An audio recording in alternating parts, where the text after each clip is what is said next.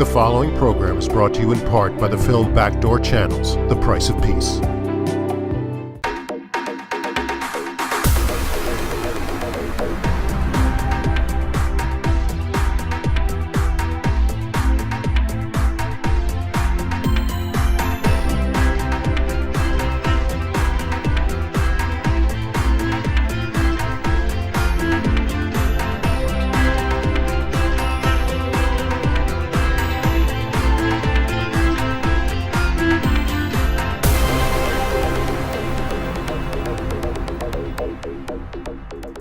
Welcome to another Leon Charney report from Ambassador Murphy. You recall, he's the expert on the Middle East. He knows Saudi Arabia like the palm of his hand. He knows Syria like the other palm of his hand. And in between, he knows Lebanon. And he's just come back from that area.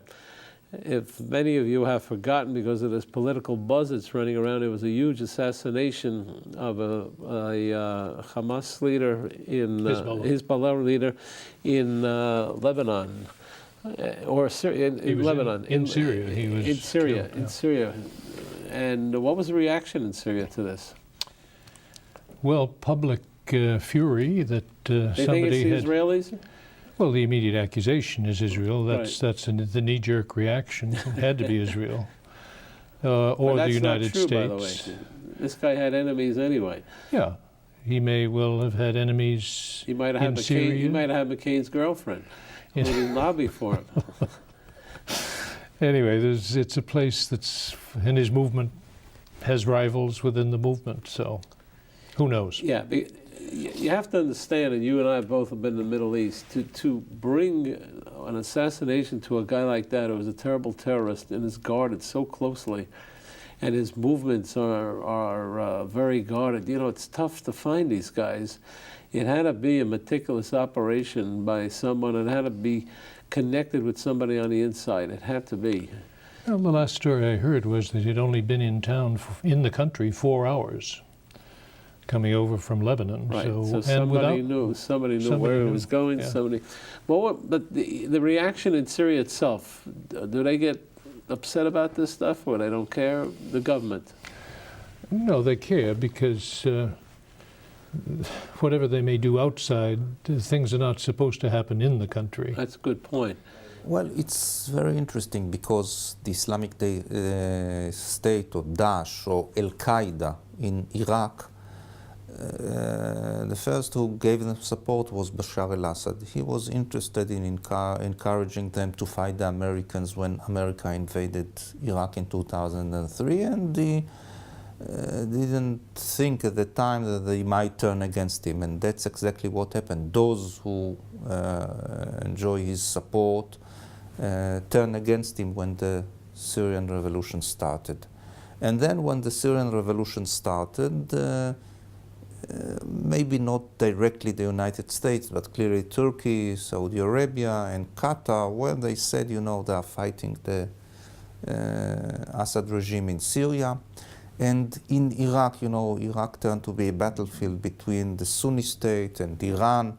So maybe we should encourage Sunni elements and send them to fight the Iranians. So probably Daesh or the Islamic State enjoy, maybe indirectly, some support from Turkey, Saudi Arabia, and Qatar. Now I think they are worried about it. I mean, because they will not stop at the Saudi-Iraqi border if they will get there, but maybe it's too late.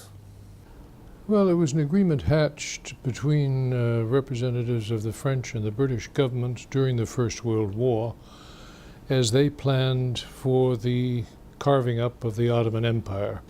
The Ottoman Empire, known as the sick man of Europe, had been slowing down, falling apart, getting more and more decadent as the 19th century drew to an end. And the opportunity was seen with the First World War to give a push that would end it and would provide a great deal of interesting territory, or at least of interest to London and Paris, and as it turned out, to Moscow, to Rome, uh, each looking to get a share of the Ottoman Empire. And it reflected an extraordinary self-confidence of two imperial powers who didn't realize that the time had passed. Their time had passed to be able to say, I'll take A, B, and C, and I'll own them, and you will own D, E, and F. That just, it seemed unquestioned. They had the history, the ability to govern. They had experience in the Arab world, and they had played definitely, and particularly as we know from the British and story of Lawrence's exploits, they had played a significant part in mobilizing the Arab campaign against the Turks during the First World War. And they fell apart because basically the idea of holding a mandate over countries kind of masked the fact that they were going to run them. It wasn't that they were educating the inhabitants for self-government and upwards and onwards. They were going to take over. The British and the French, yeah. And first they squabbled over, I think the main disagreement was over Syria.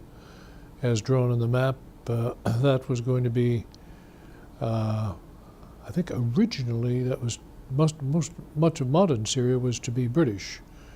But then an agreement was worked out that so much would be French, so much would be British. And then as the war years wound on and moved into the 20s, the French really asserted, say, this is ours to run. And new lines were drawn,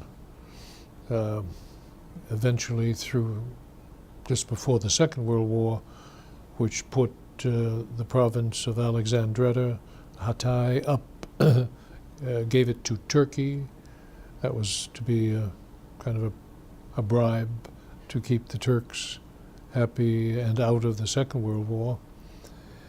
And what remained was, the status of Lebanon was unclear. I had a colleague in the Foreign Service whose passport said born in Beirut, Syria, and he was born in the mid-20s. So the various lines that those of us who've worked in the area and watched it through the crises of the second half of the 20th century saw as somehow natural and normal they were just lines drawn in the foreign ministries according to perceived needs of Britain and France. Well, clearly the point that should be emphasized is that we live in a very tough neighborhood. I mean, look at what is going around, not only Egypt, but look at what is happening in Syria. I mean, 200,000 people were killed. I mean, it's a civil war. I mean, one village, people from one village suddenly wake up in the morning and go to the other village and start slaughtering their neighbors with whom they used to live in coexistence and peace for so many years. I mean, the brutality, it's a tough neighborhood, and still, you know, the world judge Israel according to different standards and expect Israel probably more than he expects from other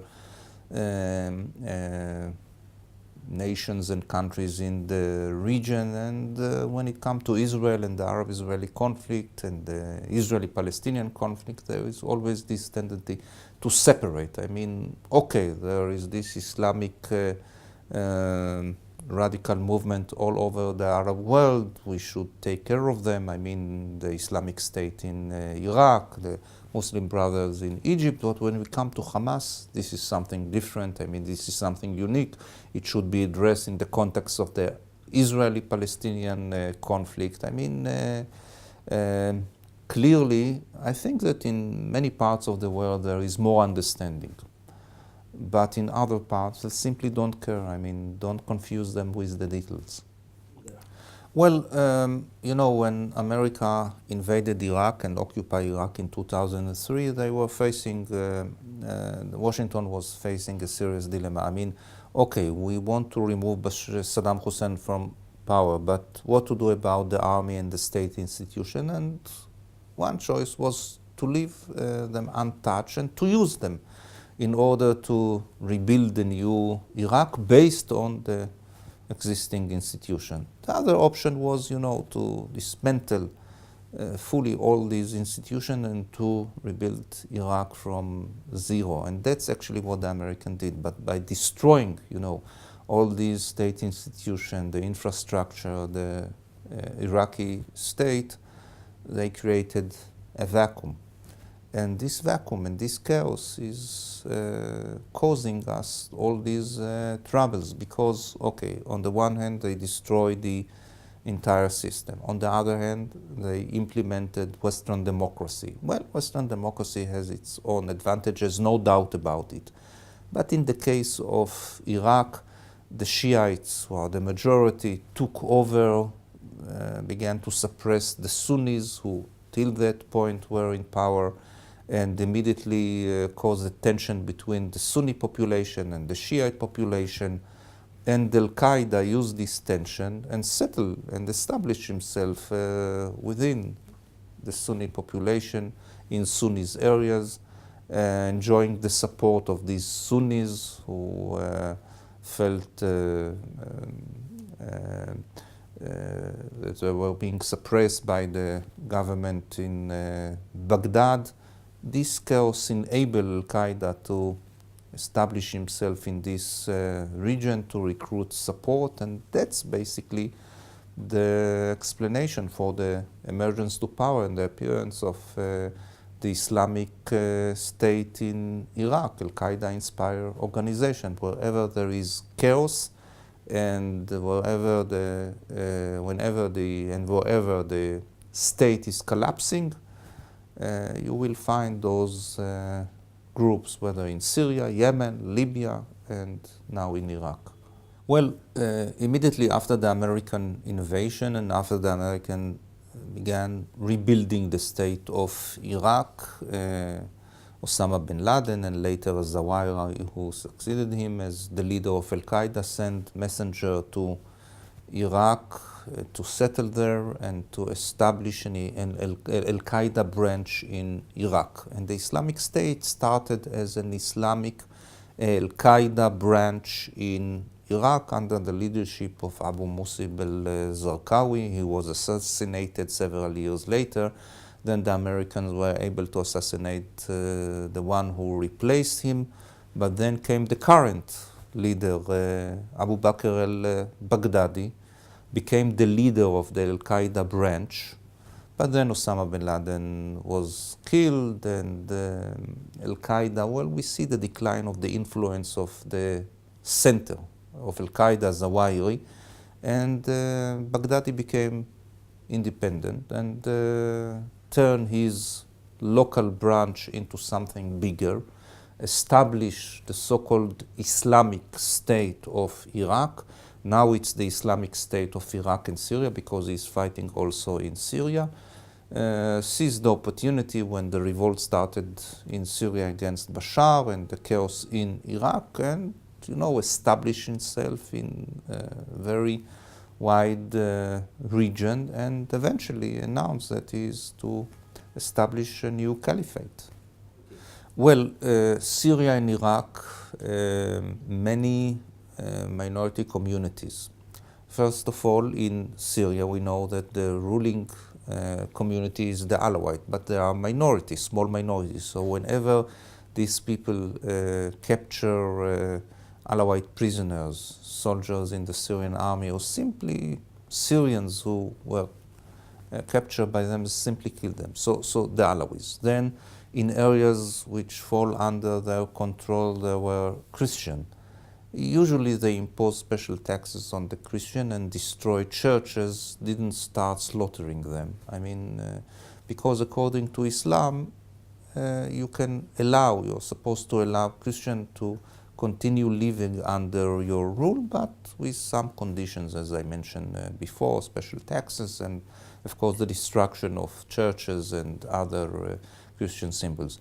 In Iraq itself, there are some small communities, the Yazidi community, nearly 1 million people. They are not exactly Muslims, and they are considered by these radicals and infidels. That's why they are supposed to be killed, and that's what they are doing right now, slaughtering hundreds, thousands of them, because it's either they should convert to Islam or be assassinated, be killed. Do you sense, because I know you follow the Syrian situation very well? Well, as we can see, the revolt, the Syrian revolution is over.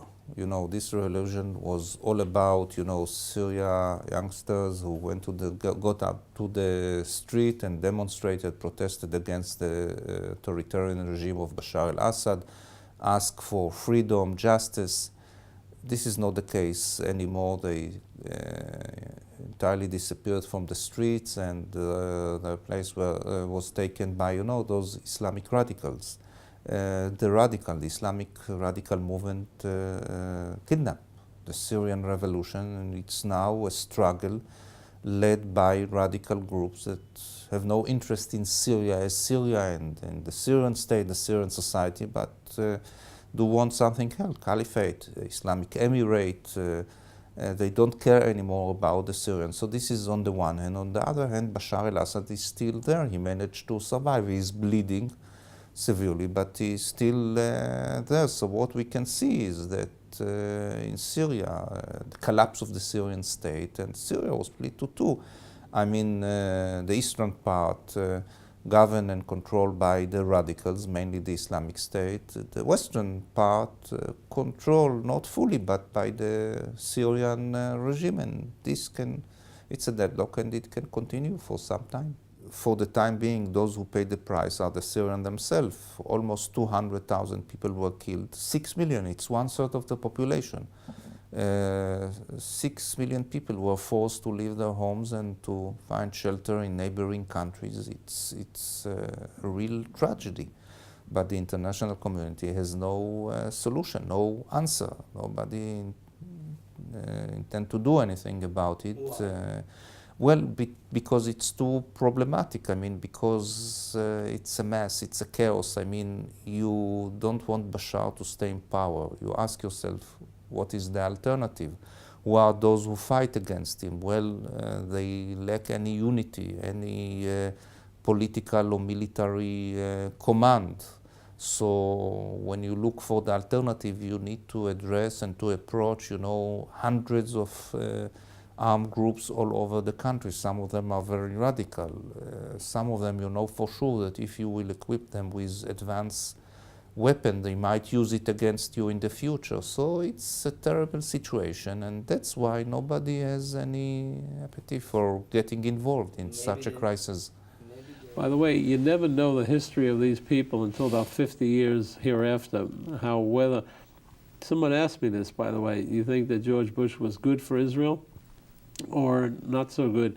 And there are two views on that. One is short term. He certainly was very giving and very thoughtful and caring about Israel and security. But there are many people in Israel, scholars, who argue that maybe if you don't put a lot of facts on the ground as to demographics, etc., and make a plan to succeed in the future, maybe it's not very good. So there are two schools of thought on that, very strongly. Thought that the idea of two states is almost finished, that it's going to end up one state and demography will win. Right, and that's a big danger.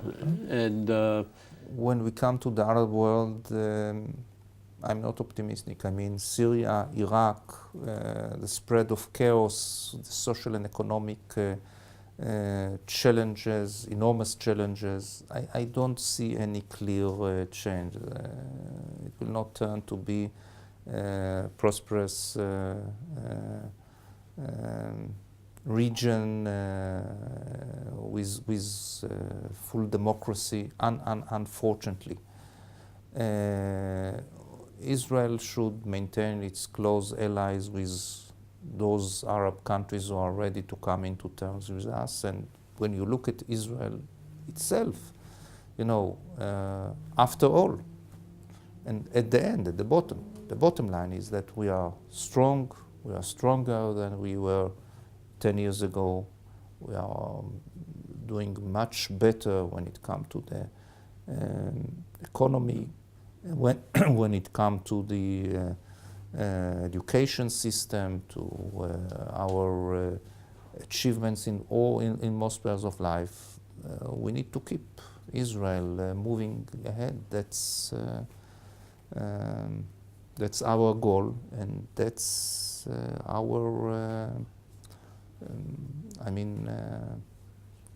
that's the key for a better future for Israel.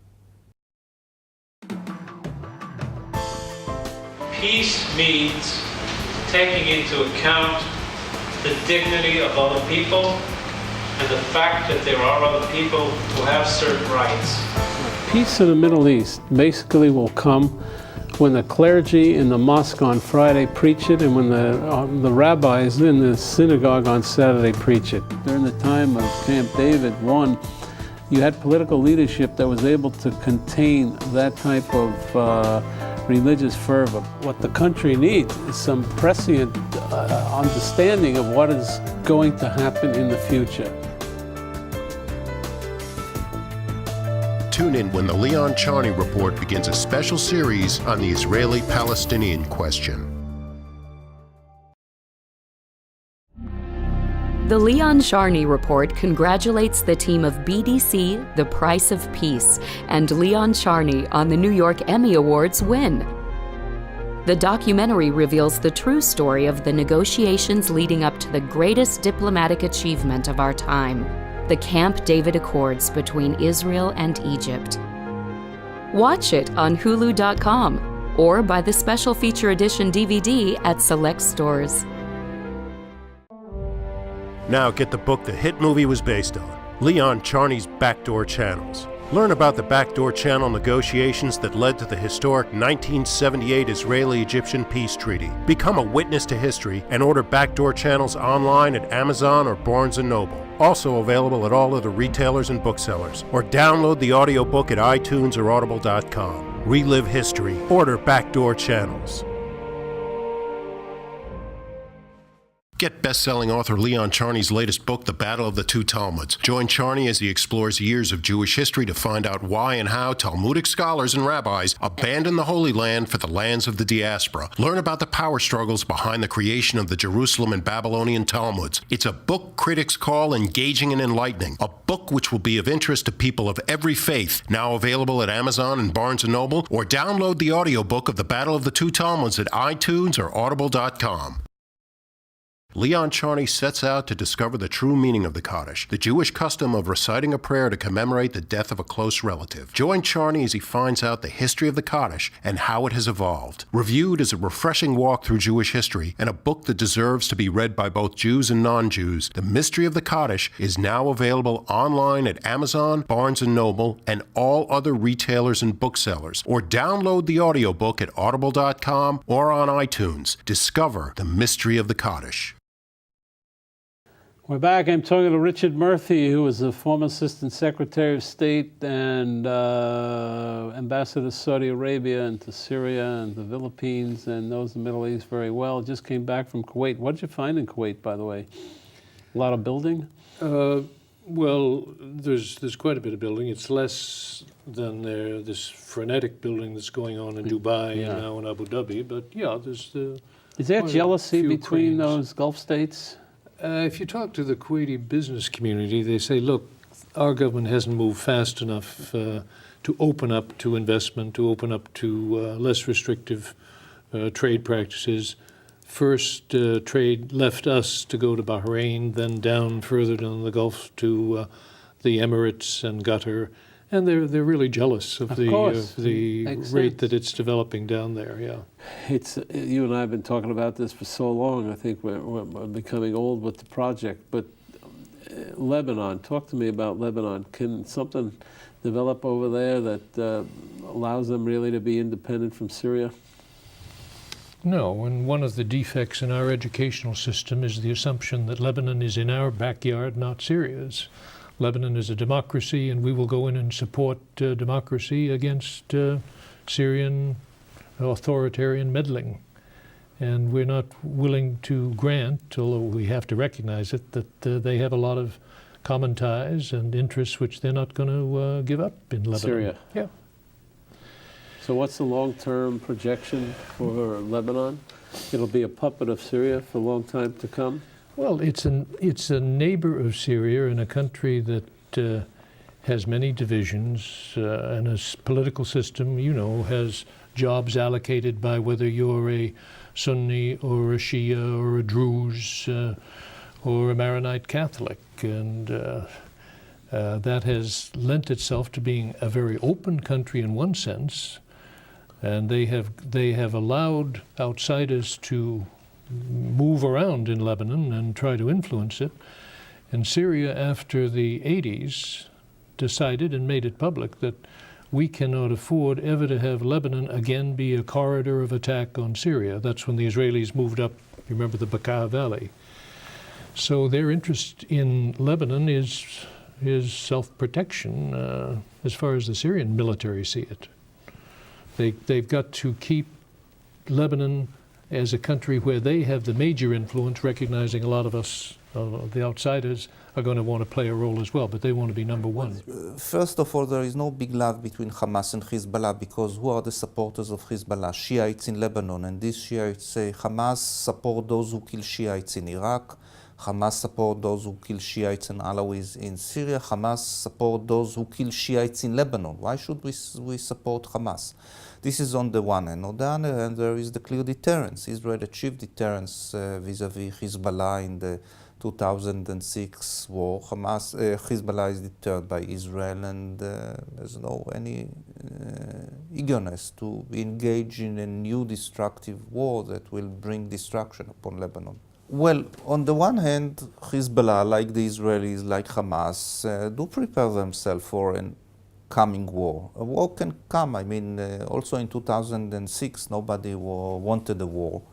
It was against the interest of everyone, but Hezbollah made a mistake and carried out this attack against the Israeli soldiers, Israeli patrol along the border, and this caused a major war. Nobody wanted that war, but it did happen. So wars do happen in the Middle East. You need to prepare yourself for such a war.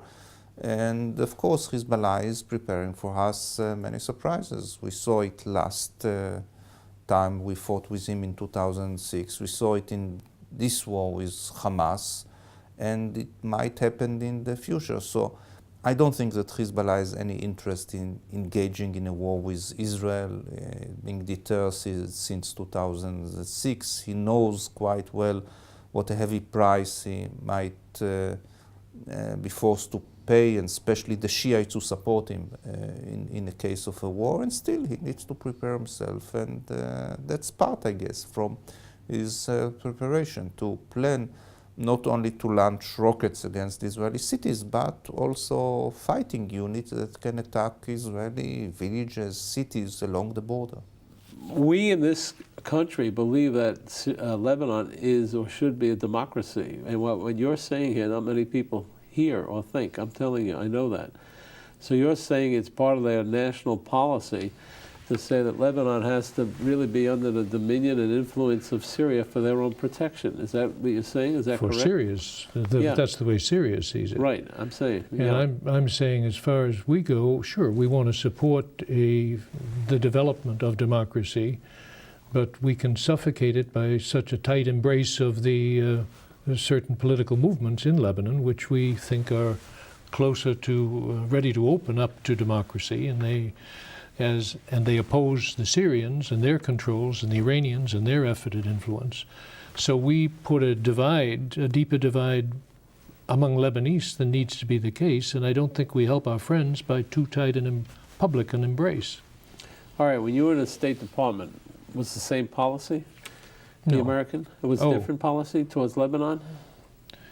I mean, you were the ambassador in Syria, so you knew it very well. I think it was a quieter support. We didn't take such a ideological public stand as we take in the Near East today, that we have to support freedom-loving Democrats. Well, you know, you can say it sounds good and it's very comforting to us, but it doesn't necessarily help those that we want to help, because they become American stooges in the eyes of the region.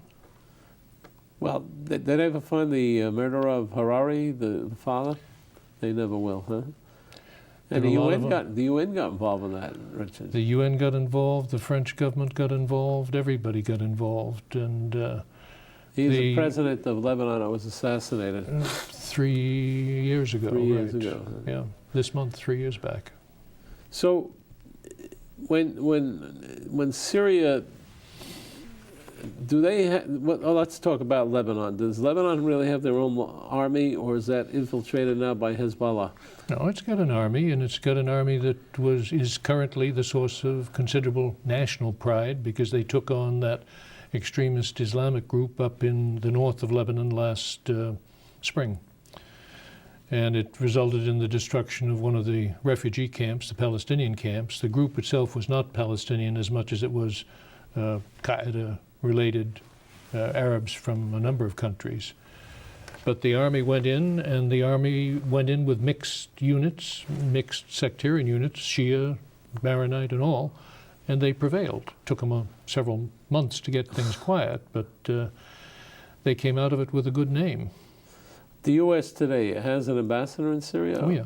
No, in Syria, no. He has charge d'affaires? We've got a charge. We pulled the ambassador out about a week after the assassination of Hariri, and there's no inclination to get him back, to get a new one back.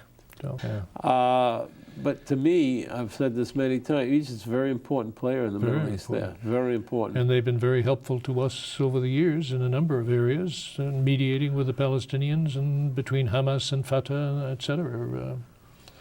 They've tried to be helpful. No doubt in my mind, there is no doubt in my mind that it's the interest of Israel to reach some sort of an understanding, to come into terms, to reach peace with the Palestinians. I don't know for how long we can maintain the status quo.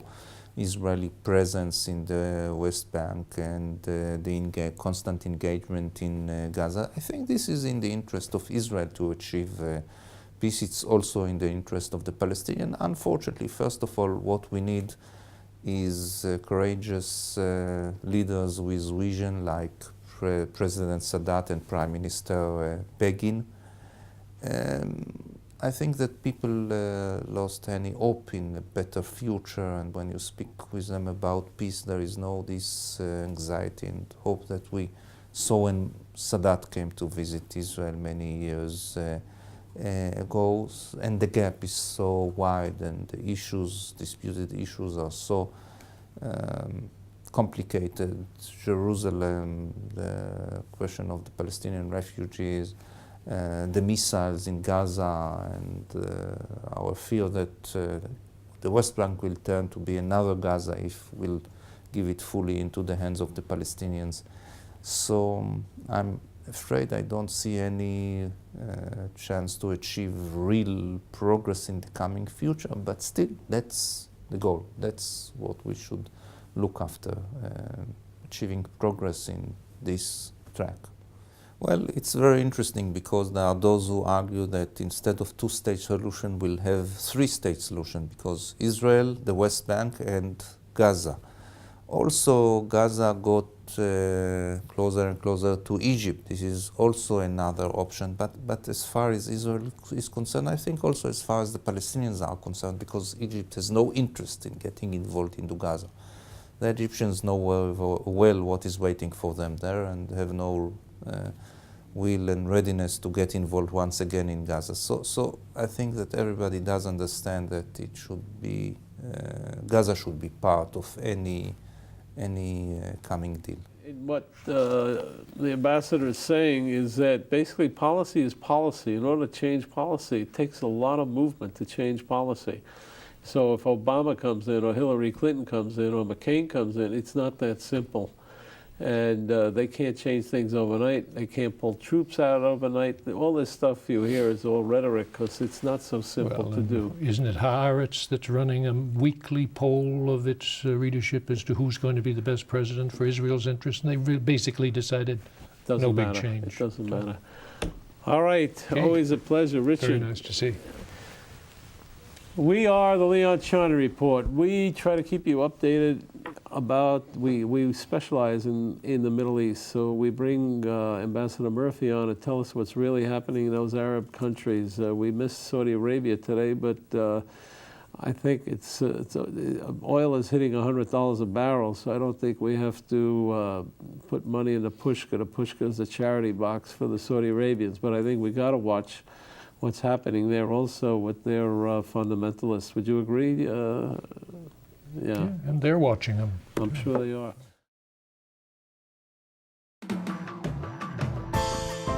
Peace means taking into account the dignity of other people and the fact that there are other people who have certain rights.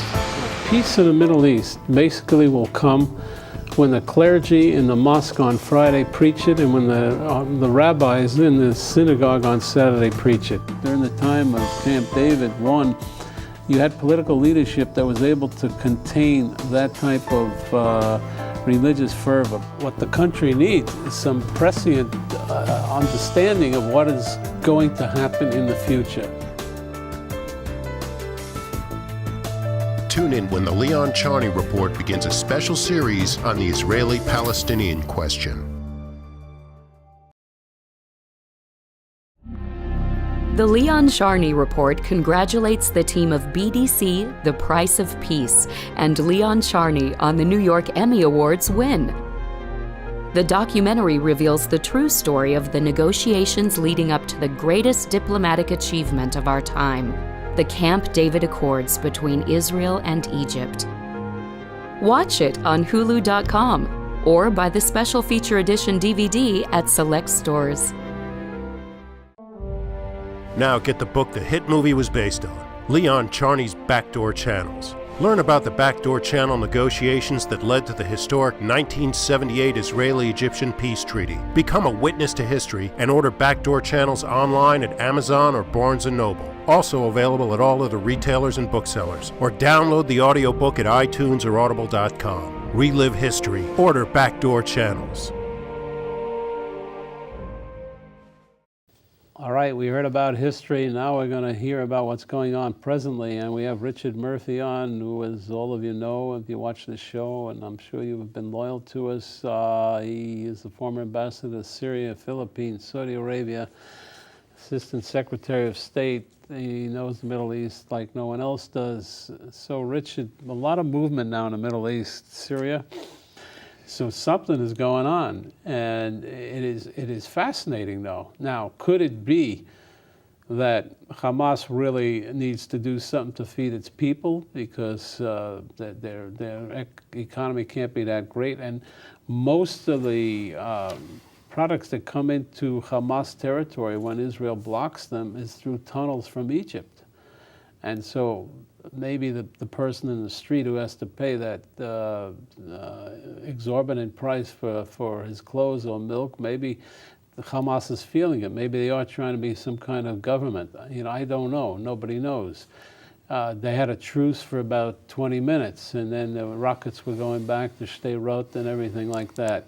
So who knows who controls what over there? Now, Lebanon, people would love to see as a democracy. You better than anybody know Lebanon. You've been there. A couple of months ago, you were over there. Mm-hmm. And Syria wants to get accepted by the West, I assume, because of economic reasons. The question to you and to me is, well, can they break away from Iran so quickly? I mean, these are tremendous questions that are running around. Well, I think, take your last point, Syria, I think, would like to be on a much better basis with Europe and with the States. But can they break with Iran? Why should they? How can they trust the West? How could they trust the U.S. not to pull the rug out from under them? Iran's made a big investment in Syria. Gave oil at one point, discounted oil till this day. Big investments in Syrian industry, a lot of trade going on.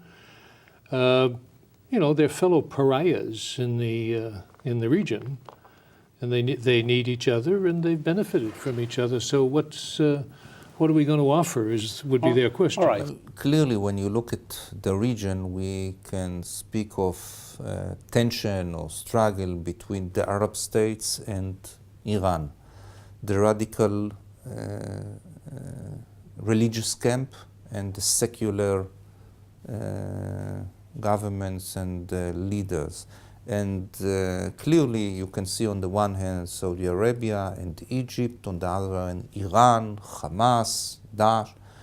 Israel is on the side of the moderates, of the secular, of Sisi of Egypt and Saudi Arabia.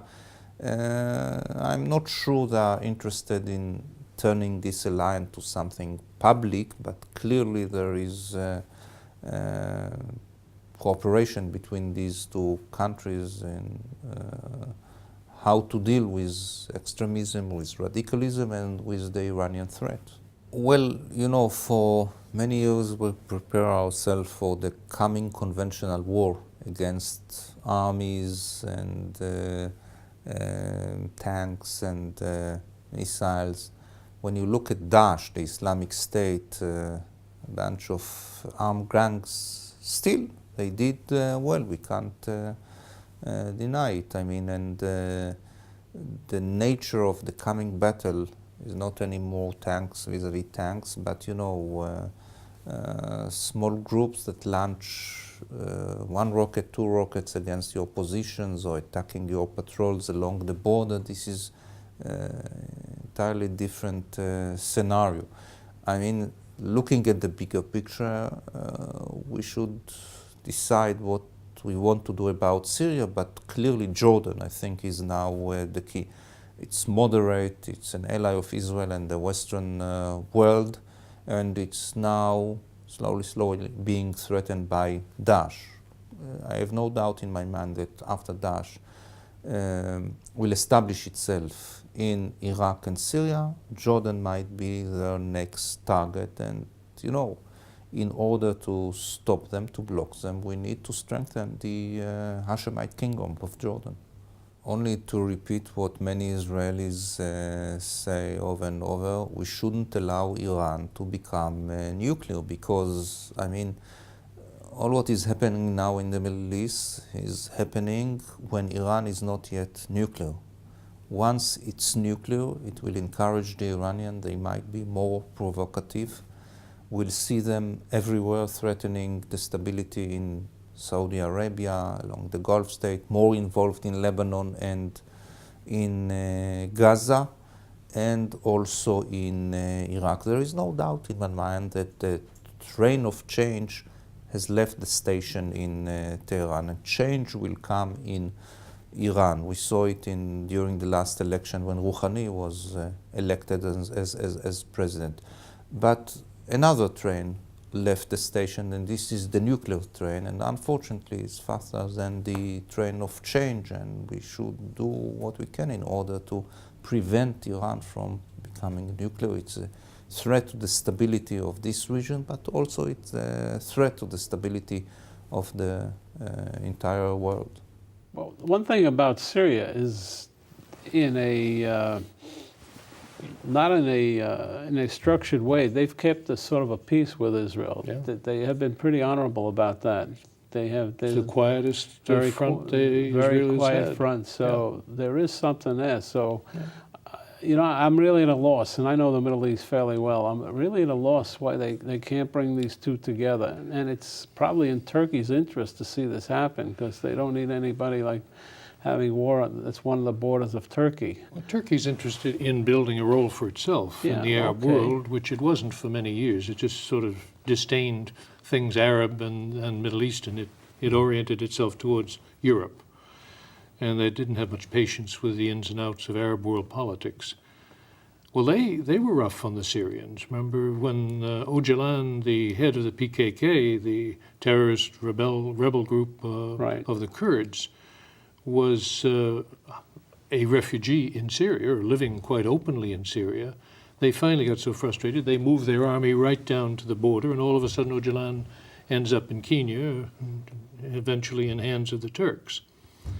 So they've played tough, and then in the few years that have passed since that time, you've had the Turkish president and Bashar al-Assad exchanging visits, their ministers have exchanged visits, and I think Turkey is intrigued, and we have stepped back. I'm sure that clearly after the emergence of the Islamic State and after the victories the Islamic State achieved in June and July this year, clearly this is the conclusion. Maybe it's better to have the devil we know. I mean, Bashar al-Assad is a devil, but we got used to him and we know him. And as President Putin of Russia said many years ago, he's secular, he's rational, he's more pro-Western than these radicals, so maybe he is the hope, he is the solution for the problem. In the West. Yes, he spent some time in Great Britain, you know, and when you look at what is happening in Iraq, the clear conclusion is that, well, maybe we should stay with Bashar, maybe we should stick to Bashar. So can we say that the Arab Spring that started 3 years ago around is over? Yes, I think that it's over. Clearly you can see it in Egypt. I mean, what happened during the last 3 years will be not more than a footnote in the history books in the future. They will speak about the Mubarak era, and then they will move to the Sisi era with, 2-3 years of transitional era.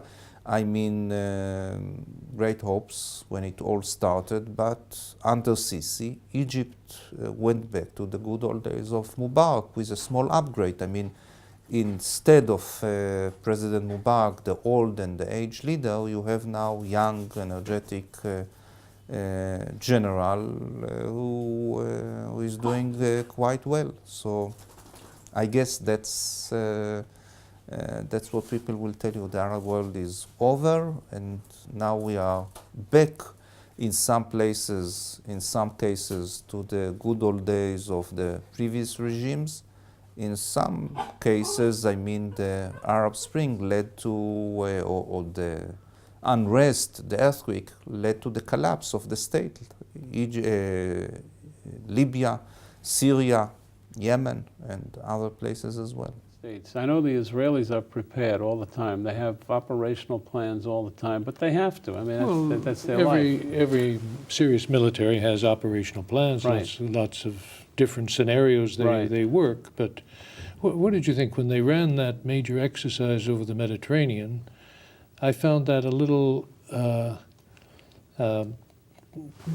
persuasive that maybe they weren't going to do something, because the Israelis don't broadcast. Signal. They don't signal. They don't signal.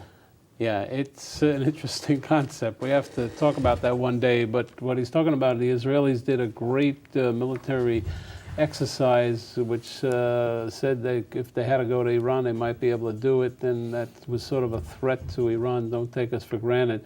But what Richard is saying, that the Israelis work more like the Mossad than they do like Schwitzers. Schwitzers are braggarts.